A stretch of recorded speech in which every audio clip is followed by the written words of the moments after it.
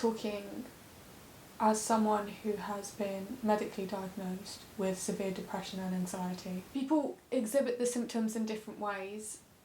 For some people it's more prominent than for others. It starts to affect your life in negative and positive ways, but people mainly pick up on the negative ways because you notice things when they hinder you more than when everything's going smoothly.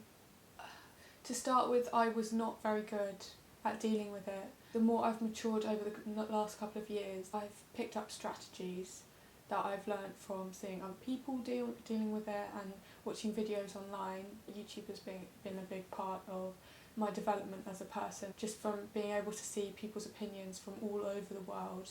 I think it's really amazing. Being a freelancer with depression affects me in several ways. Every day it's a struggle to get out of bed. If you have to fight against not wanting to get out of bed every day, it will push you out of your comfort zone in other areas. Some of the symptoms of depression are just what makes you human. Everyone finds it hard to get up in the morning. Another way that depression affects me as a freelancer is constantly forgetting things. Forgetting words halfway through a sentence. When I'm talking to people, sometimes it's more prevalent than others. I forget things a lot. This is just a part of being human, but it does affect me more than if I didn't have these negative thoughts in my head. Sometimes these thoughts are stronger than others. We're all only human, and we do sometimes give in to thoughts like this. Another thing that my depression and anxiety affects is how much time I spend on my computer or looking at a screen. I can't look at a screen for too long, otherwise I find it very difficult to stay connected up here and stay in the present moment. I need to take some space away from my phone, away from my laptop, and recenter myself, do a bit of meditation, maybe go for a walk, go to the gym. As a freelancer, it's just one of those things that sometimes you do let people down because there's so many people to message back, and it makes it even harder if you get anxious from looking at a screen for too long. The last thing that has been really prominent for me with depression is my timekeeping.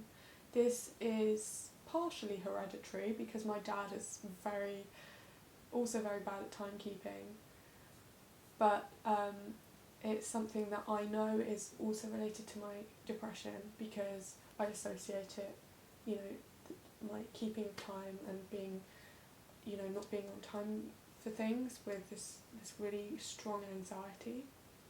Every time I am on time for something, I take a bit of space for myself and I think, well done, you won this time. I inspire myself when I am on time for things. I don't think that any of these flaws or things that my depression affects should have to be explained or talked about.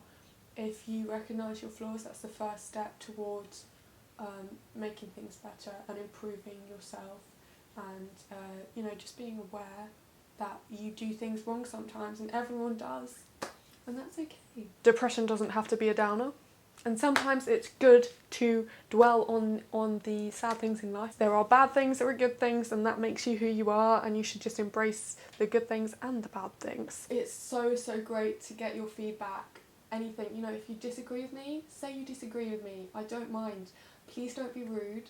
Please do it respectfully.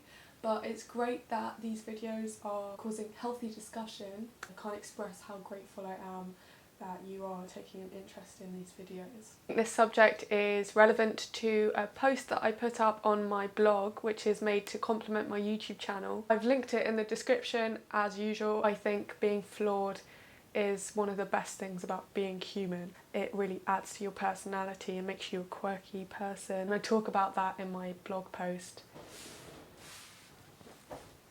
I got fluffy, oh, they're a bit dirty on the bottom, ignore that. Fluffy slippers on.